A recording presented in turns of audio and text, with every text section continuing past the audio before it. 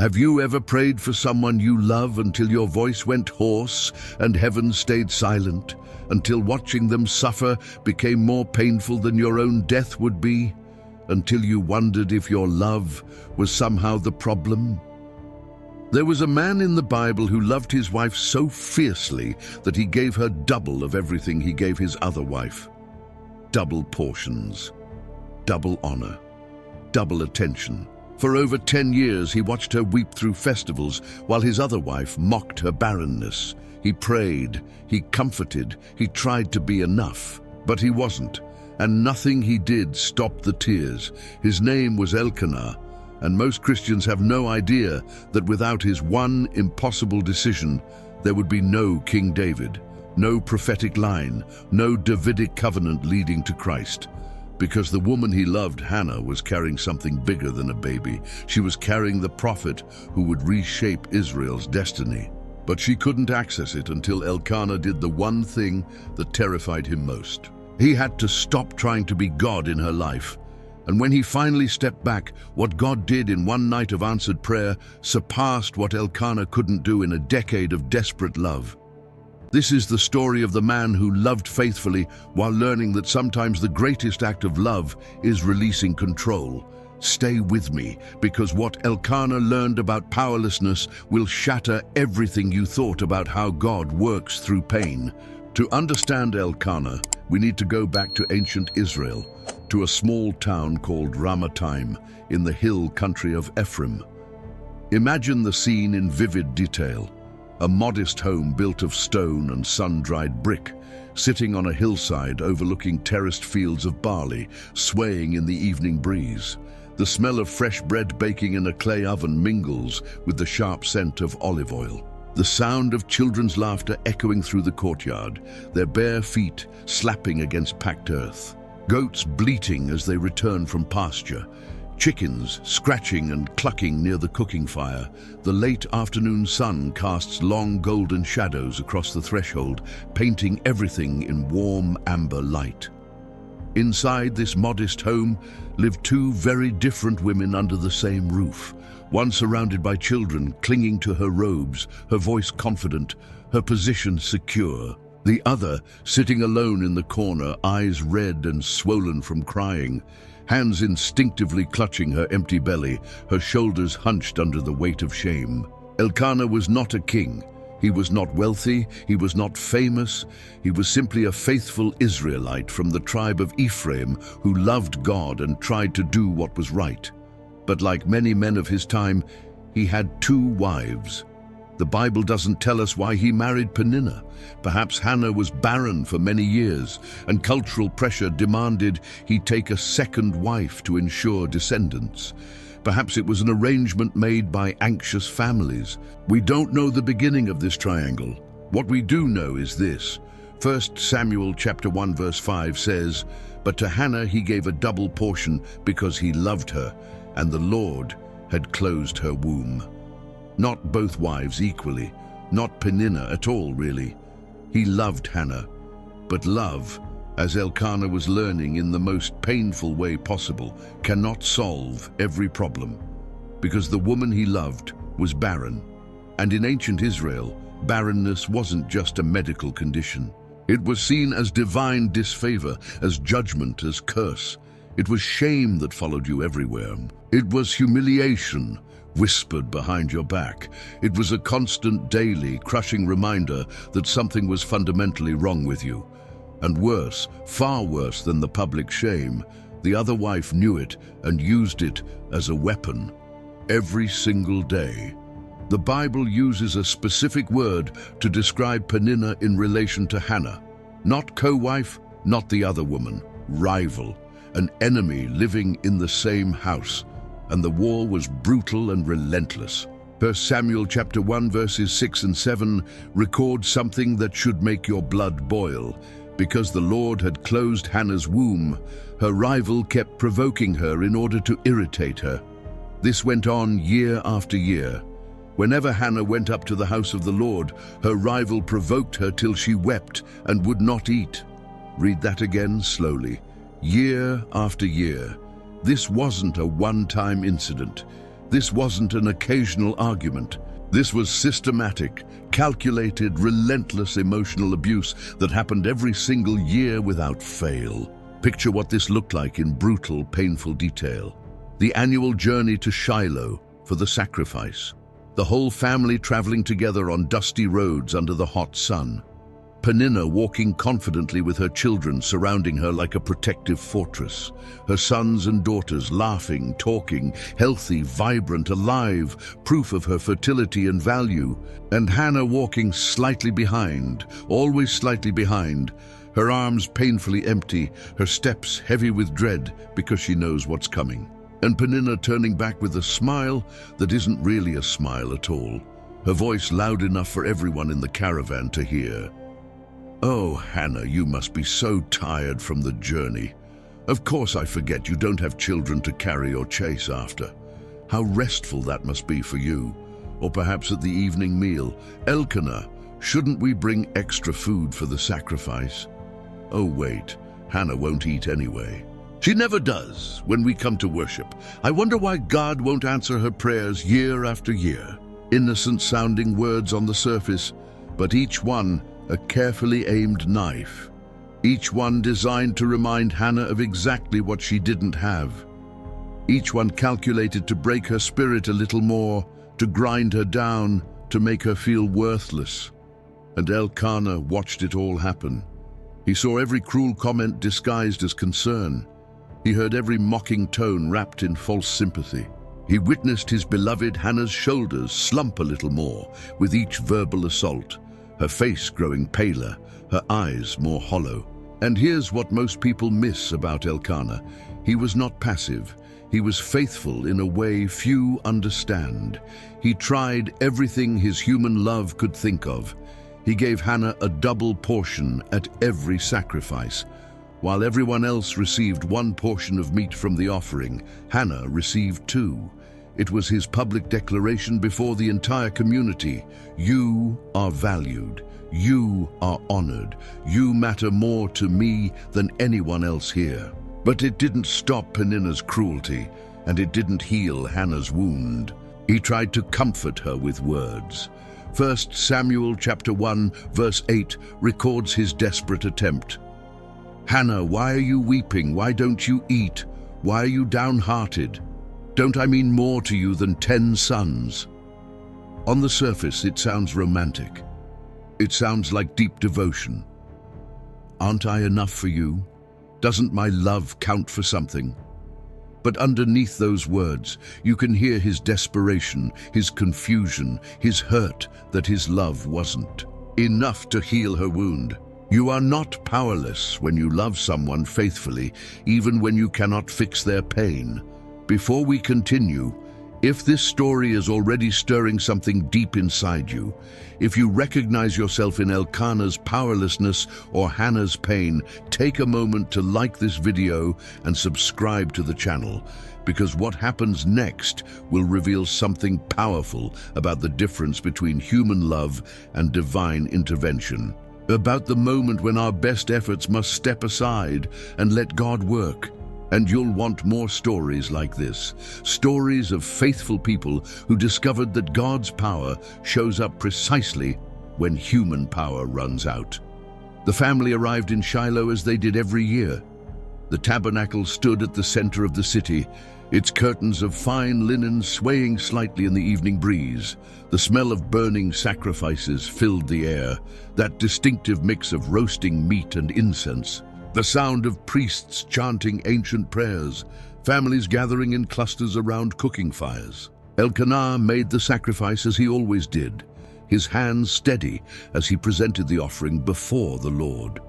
He distributed the portions to Peninnah and her children, watching them accept with barely concealed satisfaction. He gave Hannah her double portion, his eyes searching her face desperately, hoping against hope that this year would somehow be different. But it wasn't different. Peninnah's mocking words came as predictably as the sunrise, sharp, cutting, designed to destroy, and this time they found their mark completely. Hannah broke, not just tears this time, not just loss of appetite, complete, utter, soul-deep breaking. 1 Samuel chapter 1, verse 10. In her deep anguish, Hannah prayed to the Lord, weeping bitterly. The Hebrew word used here for anguish means bitterness of soul, the kind of pain that goes beyond words, beyond tears, beyond anything human comfort can reach. And Elkanah couldn't follow her where she went next. Hannah stood up abruptly from the meal, her chair scraping against stone. She walked away from the family gathering, away from Peninnah's triumphant voice, away from Elkanah's concerned gaze, and she went to the temple alone. Picture Elkanah watching this unfold in agonizing slow motion. He sits at the family meal, surrounded by Peninnah's children chattering and laughing, but his eyes never leave Hannah's retreating form. He sees her stand abruptly, sees her shoulders shaking with the force of suppressed sobs. He watches her walk toward the temple entrance, her gait unsteady, one hand pressed against her mouth to hold back the sounds of grief. His hand reaches out instinctively. His fingers extend halfway across the table toward her, trembling in midair. His entire body screams to follow, to comfort, to fix this somehow. His legs tense, ready to stand. His mouth opens to call her name. But something stops him, something deeper than instinct, louder than panic, clearer than it's ever been before. A voice he can't quite hear with his ears, but knows with absolute certainty in his spirit whispers, "Let her go. This is between her and me." This pain is the doorway she must walk through alone.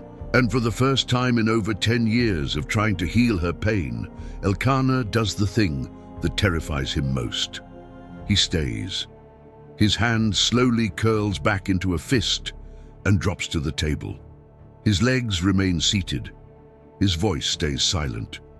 He watches the woman he loves more than life itself disappear through the temple entrance, her shoulders shaking, her sobs echoing off ancient stone walls and fading into the sacred space where he cannot follow. Peninnah's children keep eating. The festival noise continues around him. Families laugh and talk.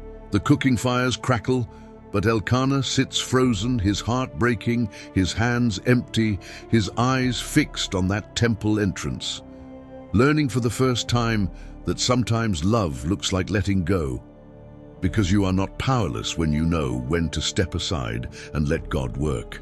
Hannah stood at the temple entrance, the wooden doorposts worn smooth by thousands of hands over generations. The evening light was fading, painting everything in shades of purple and gold. Most people were finishing their meals, beginning to settle in for the night. But Hannah stood trembling with the force of her sobs, her body bent under years of accumulated grief, shame, mockery, and desperate longing. Her lips were moving rapidly but making no sound. Her hands were clenched so tightly her knuckles had gone white. Tears streamed down her face unchecked, falling onto the stone floor in dark splotches. She wasn't praying pretty prayers. She wasn't using eloquent theological language. She wasn't concerned with how she looked or what anyone thought. She was pouring out her soul before God with a rawness that shocked even the high priest watching her. And while Hannah poured out her soul in the temple, Elkanah sat alone at the family table. Peninnah's voice had faded to background noise.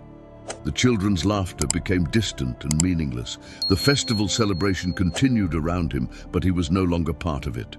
All he could see was Hannah's back disappearing through the temple entrance. All he could hear was the sound of her sobs growing fainter, swallowed by sacred space. And for the first time in 10 years, Elkanah prayed a different prayer. Not God, open her womb. Not God, make Peninnah stop. Not God, let my love be enough. But something new, something terrifying, something that required him to release the one thing he'd been clinging to for a decade: God.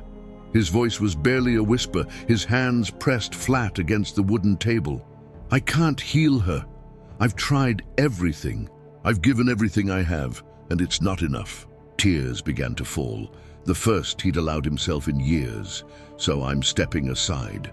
Whatever you need to do, however you need to work in her life, I won't stand in the way anymore.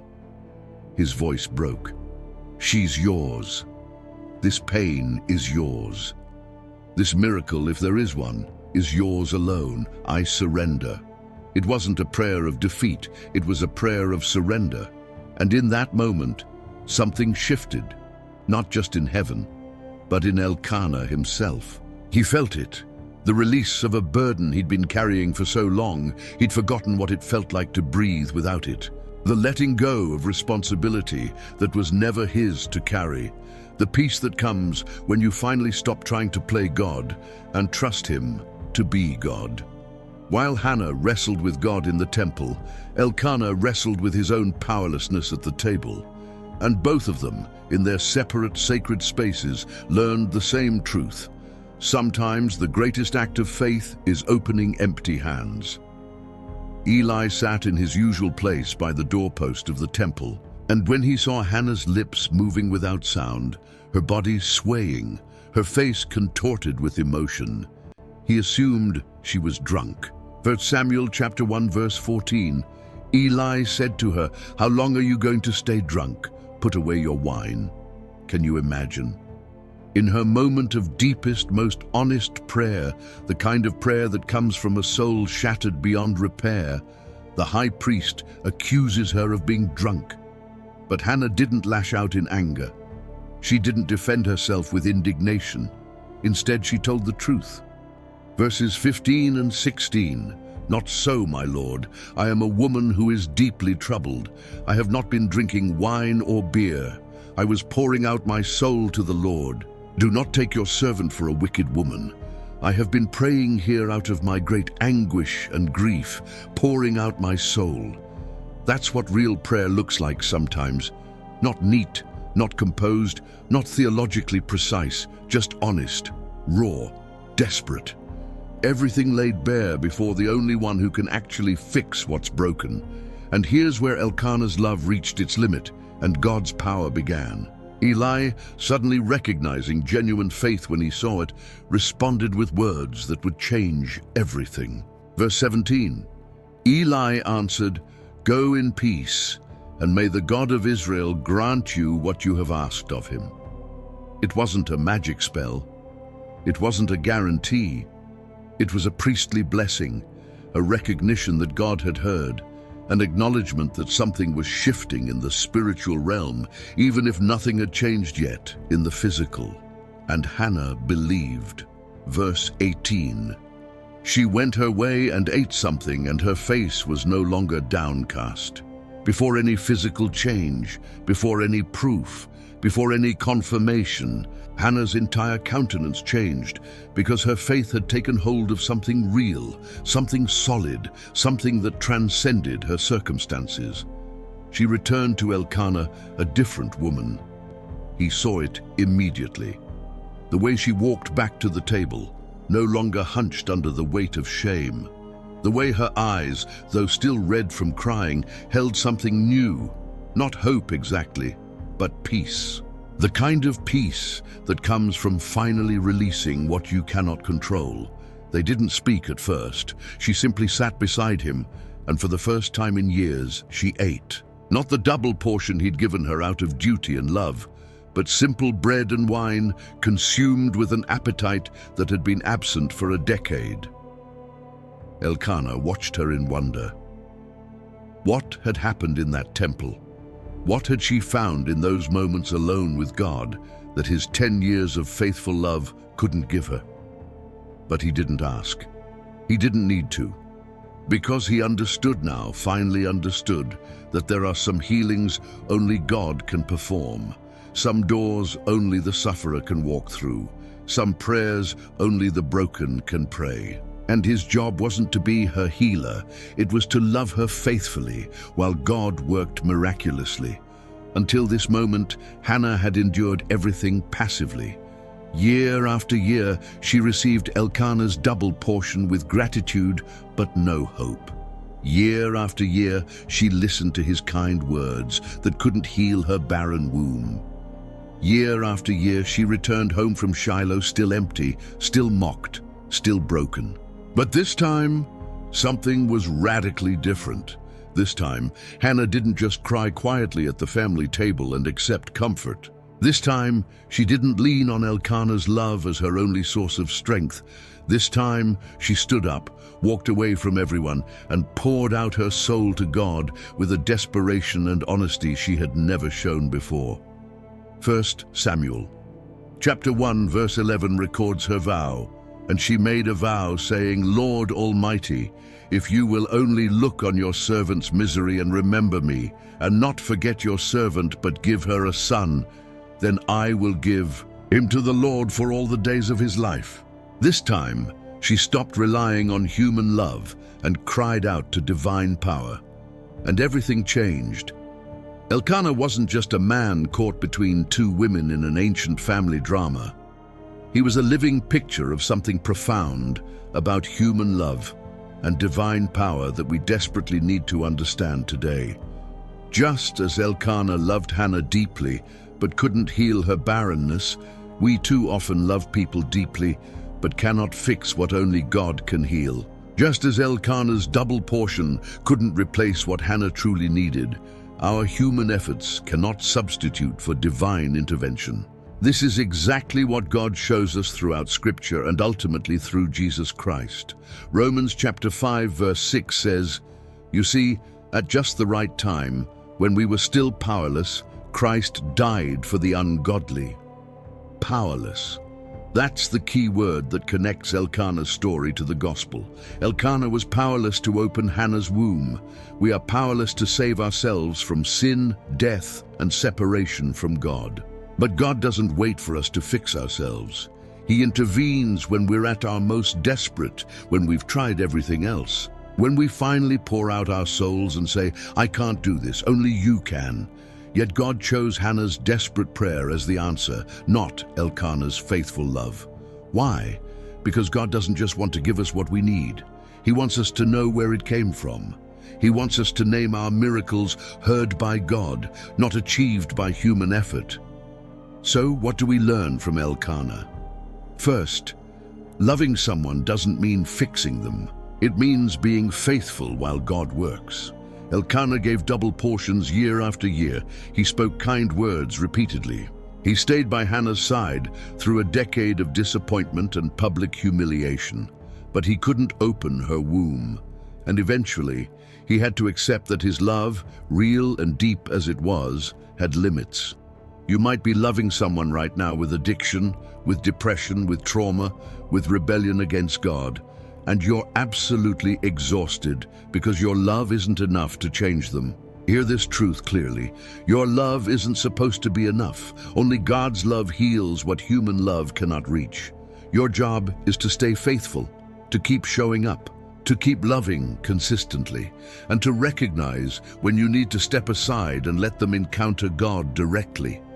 Second, sometimes the best thing we can do is stop talking and let someone pour out their soul to God. Elkanah kept asking, Don't I mean more to you than 10 sons? He meant well. His heart was sincere. But his words couldn't touch the wound that only God could heal. What Hannah needed wasn't more human reassurance or another double portion. She needed to weep bitterly before God until something broke open in the spiritual realm. If someone you love is suffering deeply, sometimes the most loving thing you can do is be quiet. Stop trying to fix it with words. Stop trying to cheer them up with platitudes. Just be present, be faithful, and make space for them to pour out their soul to God. Finally, God's intervention often comes after we've exhausted every human option. Hannah didn't pray desperately on day one of her barrenness. She didn't cry out to God when the pain first started. She waited until she was completely broken, until human love had reached its absolute limit, until there was nowhere else to turn.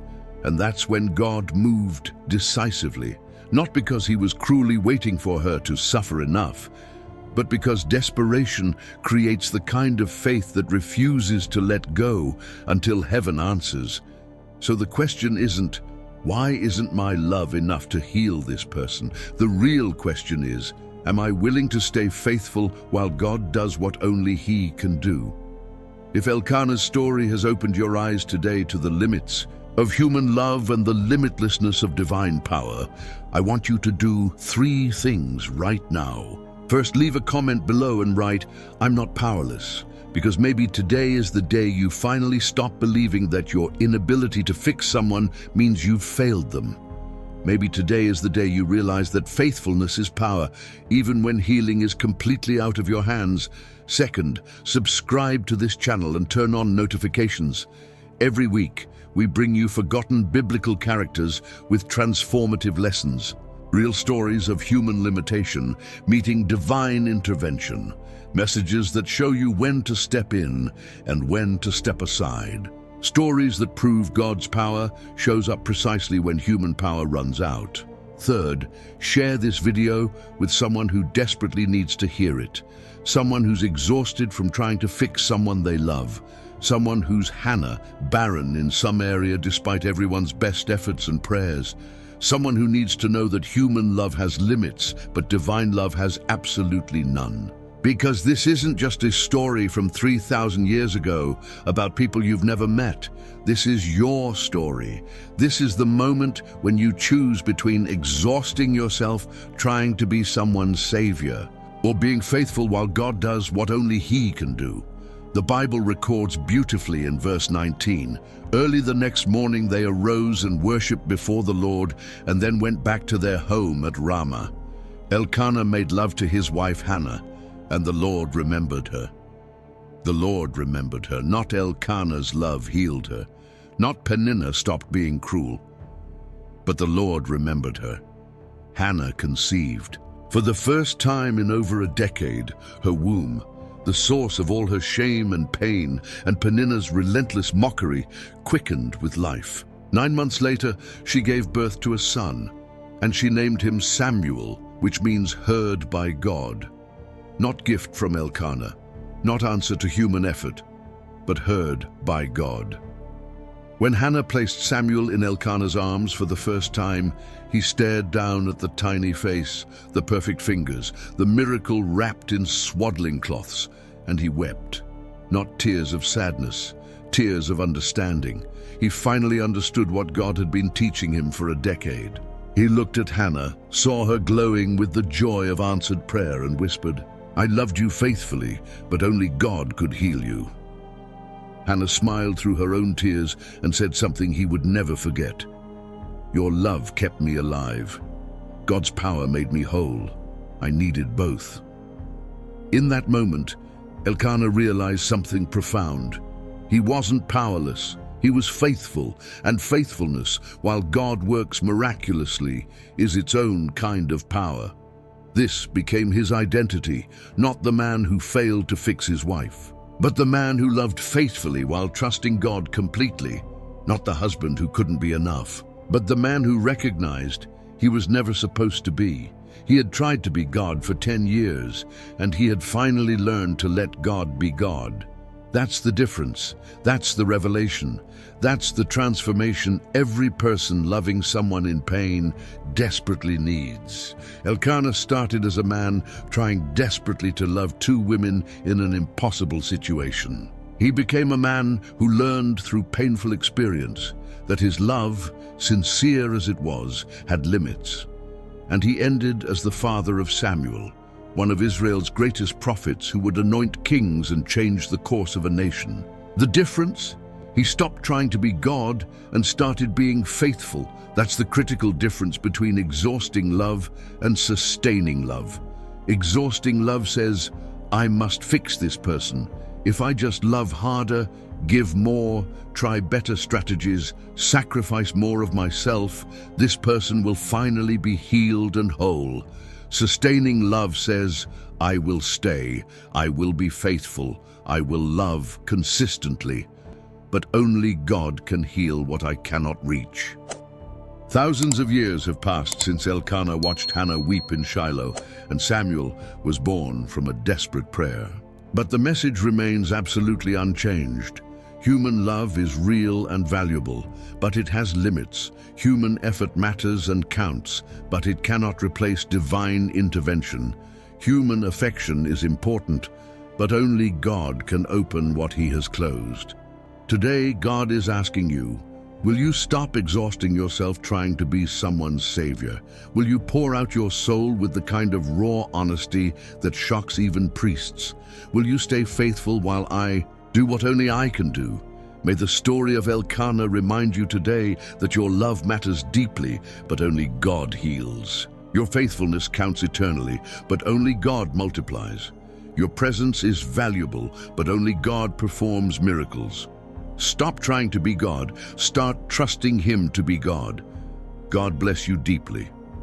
Until the next story.